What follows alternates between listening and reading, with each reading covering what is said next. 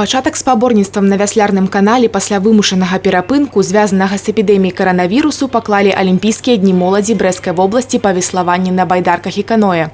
У іх удзельнічаюць 130 юнакоў і дзяўчат, 5 каманд з розных гарадоў рэгіёна – з Брэста, Пінска, Кобрына і Бярозы. Цель этих соревнований – отобрать команду на республиканские соревнования, которые состоятся 11 августа в городе Минске. Дистанцию у нас сегодня мы начнем с 1000 метров, длинная дистанция, завтра будет 500 метров, ну и в последний день 200 метров. Победит сильнейший, отберем команду и поедем защищать нашу Брестскую область на республиканские соревнования. Мэтай правядзення алімпійскіх дзён моладзі з'яўляецца вызначэнне пераможцаў у нумарах праграмы спаборніцтваў і адбор наймацнейшых спартсменаў вобласці для ўдзелу ў рэспубліканскіх заездах.